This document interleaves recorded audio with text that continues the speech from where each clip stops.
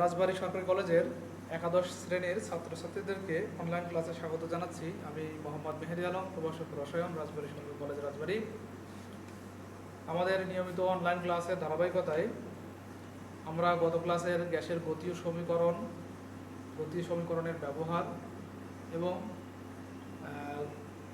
গ্যাসের গতিশক্তি থেকে গাণিতিক সমস্যার সমাধান আমরা শিখেছিলাম। তো আজকে আমরা আরও দু একটা গাণিতিক সমস্যা দেখব। হলো আরএমএস বেগ কীভাবে নির্ণয় করতে হয় সেটা আমরা দেখব। আর আজকে আমরা নতুন একটা টপিকস অ্যাসিড ঘাট নিয়ে একটু আলোচনা করব। তো আরএমএস বেগ, এটাকে রুট মিন স্কয়ার আমরা বলে থাকি। আরএমএস বেগ আমরা নির্ণয় করব। আমরা গত ক্লাসে আমরা শিখছিলাম যে আরএমএস বেগ কীভাবে আমাদের গ্যাসের গতীয় সমীকরণ থেকে বের করতে হয় সেটা আমরা শিখছিলাম। তো এখন আজকে আমরা সেই একটু সমস্যার সমাধান দেখব। যে ধরো 25 ডিগ্রি সেলসিয়াস তাপমাত্রায় কার্বন ডাই অক্সাইডের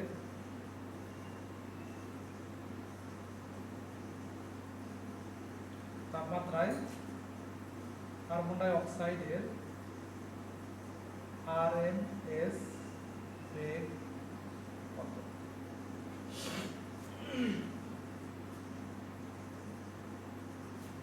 তাহলে আমরা এটা নির্ণয় করতে পারি। তাহলে আমরা জানি যে আরএমএস বেগ সমান হচ্ছে হলো সি সমান বা আরএমএস বেগ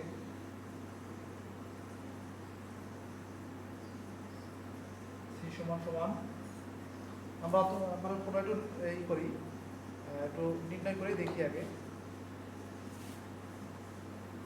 যে আমরা জানি পিভি সমান 1/3 mn C square. C square সমান আমরা জানি পিভি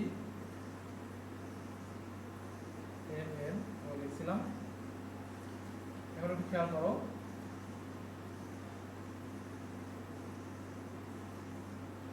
তাহলে 3 পিভি বাই এম, বড় এম আমরা দিলাম এখানে।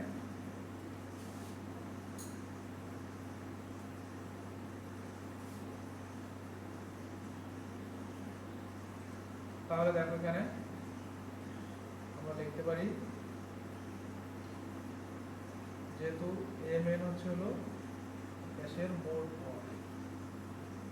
মোট এর দ্বারা প্রকাশ করছি আমরা। তাহলে সি সমান লেখা যায় √3 পিভি বাই এম বা √3 n RT বাই m লেখা যেতে পারে।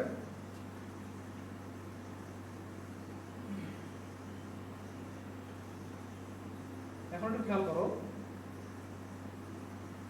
যে 1 মোল গ্যাসের ক্ষেত্রে এটা n সমান 1। তা আমাদের এই সমীকরণটা আমরা ব্যবহার করে আমরা এই সমস্যার সমাধান আমরা করতে পারি। তাহলে দেখো আমরা সমীকরণটা দেখি।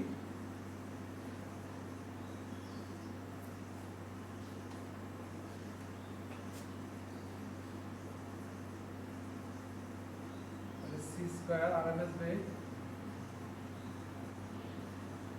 সি সমান √3 RT বাই m, এটা হলো আমাদের সমীকরণ। এখন একটু খেয়াল করো যে এইখানে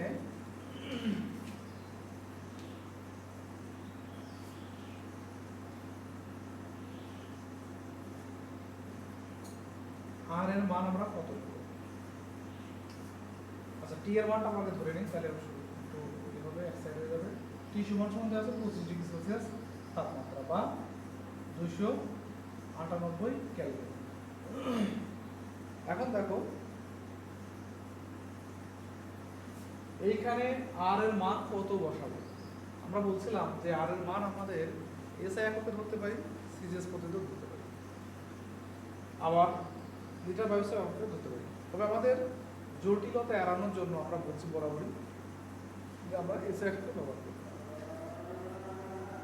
তবে একটা জিনিস মনে রাখতে হবে যে যদি আমরা এসআই এককে ব্যবহার করতে চাই আর এর মান, তাহলে অবশ্যই মনে রাখতে হবে এমটা হচ্ছে আমরা যদি বললাম মোট অণুর ভর, আর 1 মোল গ্যাসের ক্ষেত্রে অবশ্যই মোট অণুর ভরটাই হচ্ছে হলো আণবিক ভর। তাহলে আণবিক ভরটা কিন্তু সবসময় আমরা হিসেব করেছিল গ্রাম আণবিক ভর, গ্রামে প্রকাশ করি। কিন্তু যখন আমরা আর এর মানটা এসআই এককে নিব, তখন কিন্তু অবশ্যই এমটাকে এর মানে এসআই এককে লিখতে হবে, অর্থাৎ ওই ভরটাকে গ্রামের পরিবর্তে কেজিতে পরিণত করতে হবে। একটু ভালো করে খেয়াল করো, সব মানে অঙ্কটা খুব সহজ, গণিতটা খুব সহজ, কিন্তু তোমাদের ভুলটা হবে মূলত এইখানে, আর এর মানটা ধরা, এম এর মানটা ধরা, এম এর মানটা পরিবর্তন করা। এটাই তোমরা মানে এলোমেলো করবে, কারণ বইতে বিভিন্ন সমস্যা সমাধান দেওয়া আছে, বিভিন্ন অনুশীলনী প্র্যাকটিস দেওয়া আছে যেগুলো, সেগুলোর ক্ষেত্রে কখনো আর এর মান এসআই কিন্তু ধরা হয়েছে, কখনো তখন এটা কিন্তু অবশ্যই বুঝতে হবে যে এসআই নিতে হবে। এটা যদি সিজিএস পদ্ধতি নিয়ে আর তাহলে এটা হবে হলো সিজিএস পদ্ধতি। তা আমি তোমাদের দুইটাই আমি দেখাচ্ছি আমি, ঠিক আছে?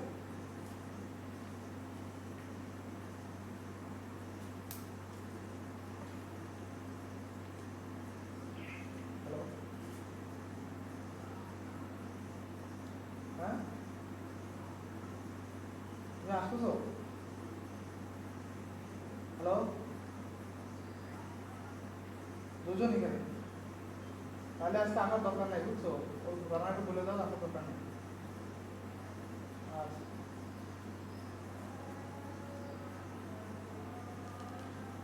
সরি।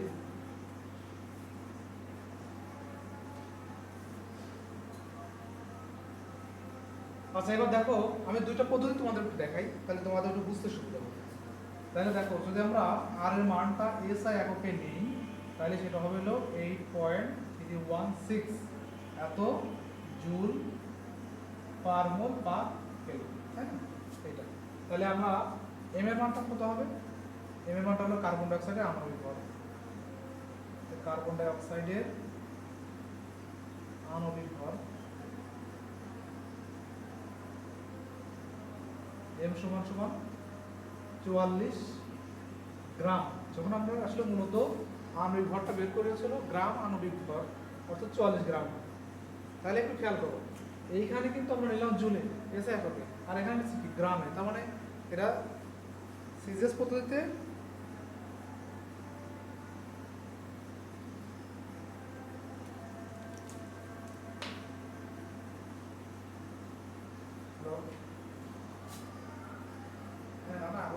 দরকার নেই। হ্যাঁ, বৃষ্টি হচ্ছে,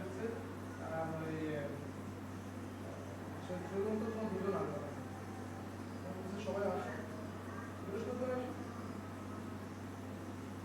আচ্ছা, না ওই বুঝে,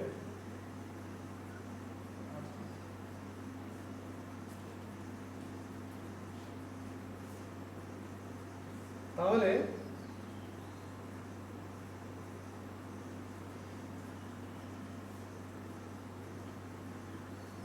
আমরা তাহলে কি করব, যদি এটা এসআই এককে ব্যবহার করি তাহলে অবশ্যই এটাকে আমাদের এসআই এককে পরিবর্তন করতে হবে, অর্থাৎ এটাকে আমাদের কেজিতে পরিণত করতে হবে। কেজিতে পরিণত করতে গেলে কি করতে হবে, আমাকে 1000 দিয়ে ভাগ করতে হবে। গ্রামকে 1000 দিয়ে ভাগ করলে কি হবে, কেজিতে পরিণত হবে। 44 গুণন 10⁻³ কেজি, অর্থাৎ 10⁻³ মানে হচ্ছে 1000 দিয়ে আমরা ভাগ করছি। তাহলে এই মানটা যদি আমরা বসাই, তাহলে এখানকার উত্তরটা সঠিক হবে। 3 ইন্টু আর এর মান হচ্ছে 8.316, টি এর মান হচ্ছে 298, আর হচ্ছে হলো এম এর মান হচ্ছে 44 ইন্টু 10⁻²। এখন দেখো যে রেজাল্টটা বেরোবে, বেগ, বেগের একক কি আমরা জানি,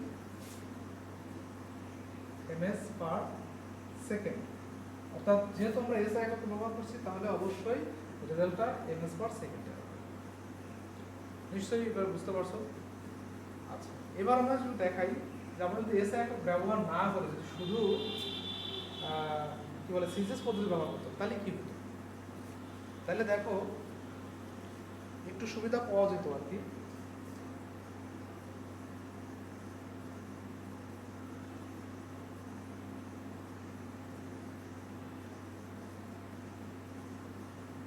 সেক্ষেত্রে একটু খেয়াল করো, আমরা যদি এসআই এককে সিজিএস পদ্ধতিতে নিলাম, তাহলে সিজিএস পদ্ধতিতে আর এর মান হচ্ছে হলো 8.316 ইন্টু 10 টু দি পাওয়ার 7 এত আর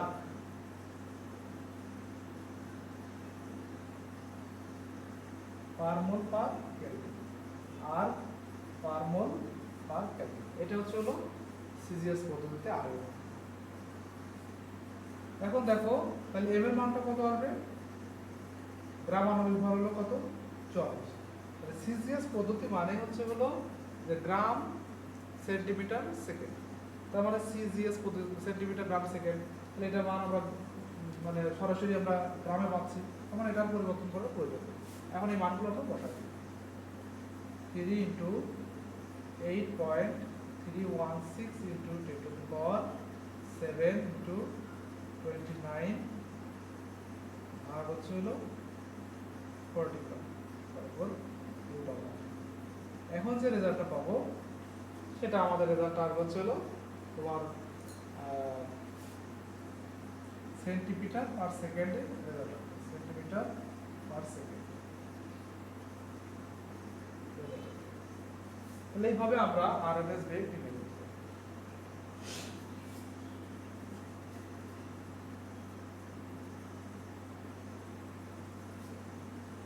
আচ্ছা,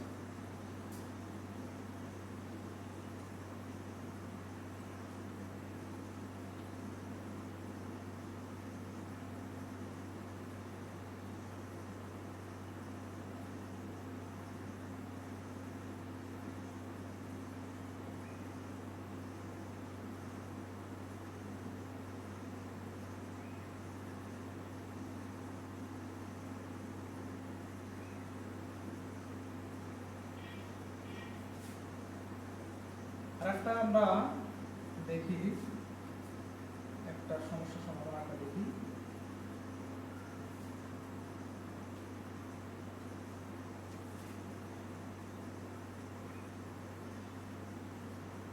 কত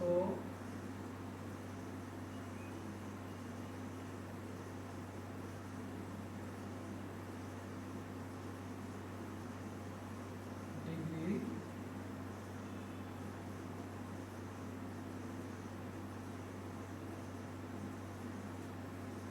সেলসিয়াস তাপমাত্রায়, কত তাপমাত্রায় সরাসরি আমরা উল্লেখ করি, পরে যেগুলো সেলসিয়াসে পরিবর্তন করি।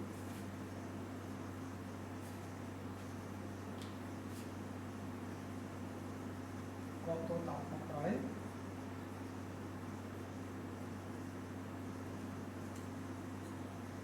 কার্বন ডাই অক্সাইড ও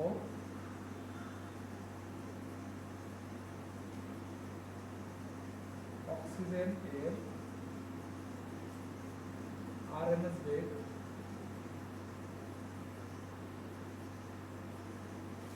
সমান হবে। এটা একটা প্রশ্ন, এটা একটা সমস্যা, যে কত তাপমাত্রায় কার্বন ডাই অক্সাইড এবং অক্সিজেনের আরএমএস বেগ সমান হবে।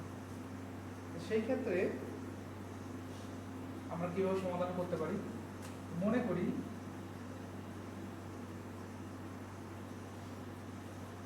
নির্ণীয় তাপমাত্রা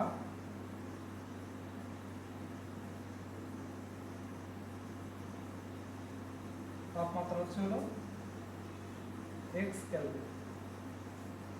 মনে করি যে তাপমাত্রা নির্ণয় করতে হবে সেটা হচ্ছে হলো, বা যে তাপমাত্রায় সমান হবে সেটা হচ্ছে হলো এক্স কেলভিন।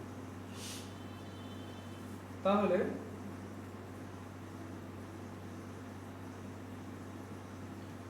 কার্বন ডাই অক্সাইডের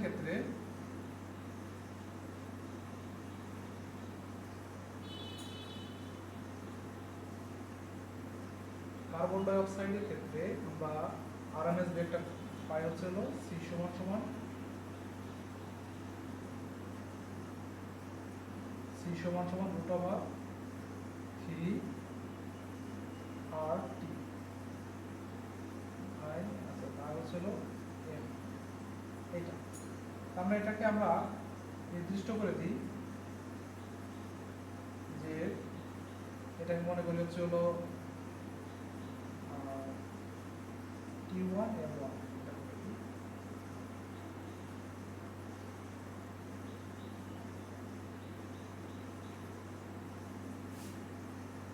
আবার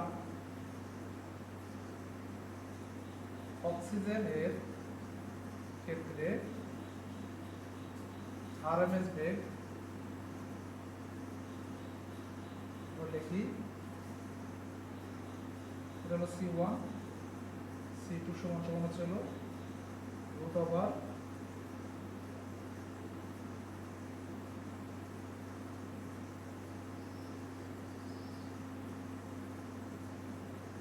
থ্রি RT2 আর হচ্ছে হলো এটা। এখন দেখো আমরা একটা গ্যাসের আর কার্বন ডাই অক্সাইডের পেয়ে গেছি, আবার অক্সিজেনের ক্ষেত্রেও পেয়ে গেছিল এটা। এখন যেহেতু বলা হচ্ছে যে কত তাপমাত্রায় আরএমএস বেগ সমান হবে, তো সেই ক্ষেত্রে আমরা লিখতে পারি C1 শর্ত মতে C1 সমান সমান C2 কারণ সমান। তাহলে আমরা লিখতে পারি যে যেমন করে লিখছি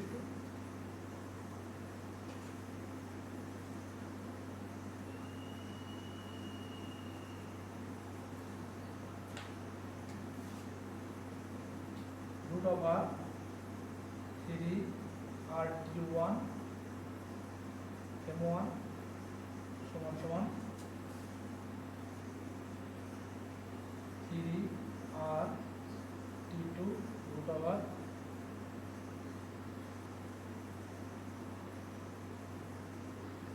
M2। এখন দেখো এটা থেকে আমাদের এটার মান আমাদের দেওয়া আছে, এটার মান দেওয়া আছে, সেই ক্ষেত্রে এই তাপমাত্রা এবং এই তাপমাত্রা, এই দুটো তাপমাত্রা থেকে আমাদের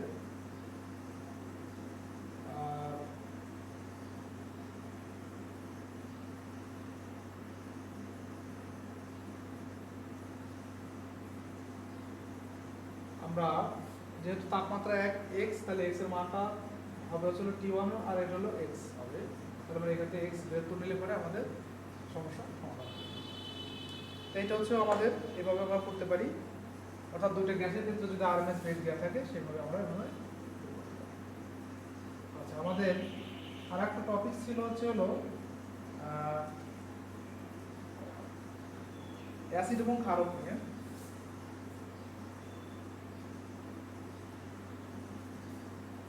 খেয়াল করো অ্যাসিড এবং ক্ষারক,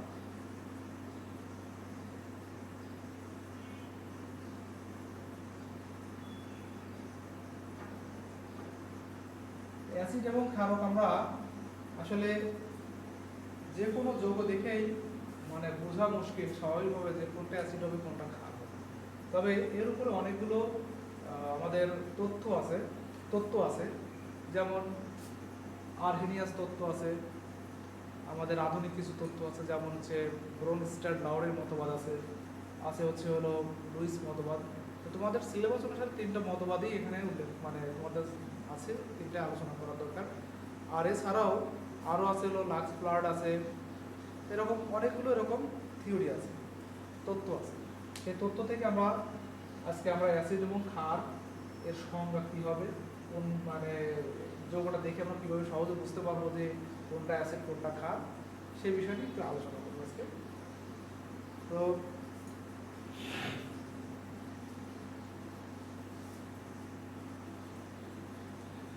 প্রথমে আমরা আরহেনিয়াসের মতবাদটা একটু দেখব।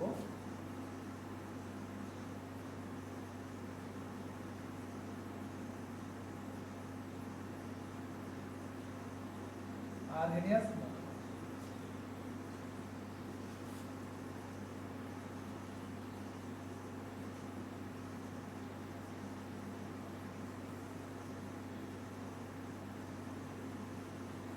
খেয়াল করো, আরহেনিয়াস মতবাদটা হচ্ছে হলো যে সকল পদার্থ হাইড্রোজেন থাকবে এবং এরা জলীয় দ্রবণে হাইড্রোজেন আয়ন দান করতে পারে, যারা হাইড্রোজেন আয়ন দান করতে পারে তারাই হচ্ছে হলো অ্যাসিড। একদম সহজ সাধারণ কথা, যে যারা জলীয় দ্রবণে হাইড্রোজেন আয়ন দান করতে পারে তারা হচ্ছে হলো অ্যাসিড। যেমন হাইড্রোক্লোরিক অ্যাসিড যদি আমরা পানির সাথে দিই তাহলে পরে উৎপন্ন হবে। তাহলে দেখো এটা যদি হয় হলো অ্যাসিড, তাহলে অ্যাসিডটা কি করবে, এই হাইড্রোজেনটাকে ছেড়ে দেবে কোথায়, জলীয় দ্রবণে।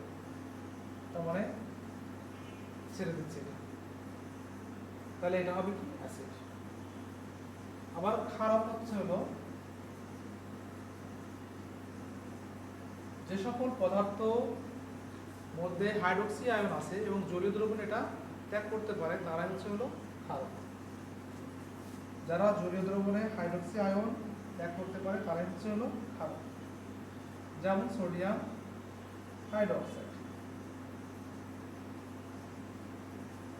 তাহলে কি হবে,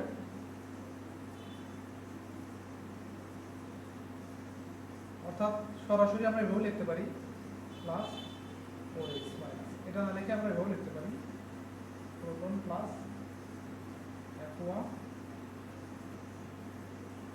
রাইট F1, এটা হচ্ছে ভালো হয়। তাহলে দেখো হাইড্রোক্লোরিক অ্যাসিড কিন্তু জলীয় দ্রবণে কি করছে, প্রোটন ত্যাগ করছে, তার মানে এটা হলো অ্যাসিড। এই পদার্থটা জলীয় দ্রবণে হাইড্রোক্সি আয়ন ত্যাগ করতে পারছে, এজন্য এটাকে বলা হলো ক্ষারক। এটা সহজ মানে আমরা বুঝতে পারি যে যে সকল পদার্থ জলীয় দ্রবণে হাইড্রোজেন আয়ন দান করে বা ছেড়ে দেয় তারাই হচ্ছে হলো অ্যাসিড, আর যে সকল পদার্থ জলীয় দ্রবণে হাইড্রোক্সি আয়ন বা OH আয়ন ছেড়ে দেয় ত্যাগ করে তারা হচ্ছে হলো ক্ষারক। এখন এইখানে কিছু সমস্যা মানে আছে, সীমাবদ্ধতা আছে আসলে, এটা একটা ওল্ড থিওরি বলা হয়। এখানে সীমাবদ্ধতা হচ্ছে হলো যে অবশ্যই অ্যাসিডের মধ্যে মানে অ্যাসিড হইতে হলে পরে তাকে অবশ্যই হাইড্রোজেন সমৃদ্ধ হইতে হবে, নাহলে কিন্তু সে অ্যাসিড হবে না। তো আমরা জানি কিছু কিছু পদার্থ আছে যেগুলোর মধ্যে হাইড্রোজেন নাই, তারপরে সেটা অ্যাসিডের মতো কাজ করতে পারে, যেমন carbon die oxide, sulphur die oxide, এগুলো সবই অম্লীয় অক্সাইড, অর্থাৎ অম্লের মতো কাজ করতে পারে। এখানে কিন্তু অবশ্যই হাইড্রোজেন নেই, তার মানে সেই ক্ষেত্রে কিন্তু অবশ্যই এই আর্হেনিয়াসের মতবাদটা প্রযোজ্য হয় না। ঠিক এখানেও তাই ক্ষারকের ক্ষেত্রে অনেক পদার্থই আছে যেখানে কিন্তু হাইড্রোক্সি আয়ন নেই, তারপরে সেটা ক্ষারের মতো কাজ করতে পারে, যেমন সোডিয়াম অক্সাইডের কথা বলি বা ক্যালসিয়াম অক্সাইডের কথা বলি, এগুলোর ক্ষেত্রে কিন্তু কোনো হাইড্রোক্সি আয়ন নেই, শুধু অক্সিজেন আছে। তো সেই ক্ষেত্রে কিন্তু এরা কিন্তু জলীয় দ্রবণের পরিচলক ত্যাগ করতে পারে, তারপর কিন্তু এরা ক্ষারক। তার মানে এই মানে মতবাদের সীমাবদ্ধতা হচ্ছে হলো যে যে সকল পদার্থের মধ্যে কেবলমাত্র হাইড্রোজেন আছে এবং হাইড্রোক্সি আয়ন আছে সেটার ক্ষেত্রে আমরা অ্যাসিড এবং ক্ষার নির্ধারণ করতে পারি। আর একটা সীমাবদ্ধতা হচ্ছে হলো যে এরা জলীয় দ্রবণেই কেবলমাত্র মানে হাইড্রোজেন আয়ন এবং হাইড্রোক্সি আয়ন ত্যাগ করতে পারে, কিন্তু অনেক সময় আমরা জানি যে জলীয় দ্রবণ ব্যতীত বিক্রিয়া সংঘটিত হয়, সেই ক্ষেত্রে কিন্তু মানে কি হবে সেটা কিন্তু এখানে উল্লেখ করে। তার মানে এখানে অনেকগুলো সীমাবদ্ধতা আছে। তো আজকে আমরা এই পর্যন্তই আলোচনা শেষ করব। তো পরবর্তী দিন আমরা ব্রনস্টাড, লাউরি এবং লুইস মতবাদ নিয়ে আমরা একটু আলোচনা করব। তো সবাইকে ধন্যবাদ জানাচ্ছি, আর সবাই স্বাস্থ্যবিধি মেনে চলো। আমাদের করোনাকালীন সময়ে আমরা চাই সবাই আমরা সুস্থ থাকি, তোমরা নিজেরাও সুস্থ থাকবা, তোমাদের পরিবারের লোকও সুস্থ থাক, আমরা চাই আমরা সবাই সুস্থ থাকি। তো যাই হোক, সবাইকে ধন্যবাদ, আবার পরবর্তী ক্লাসে দেখা হচ্ছে।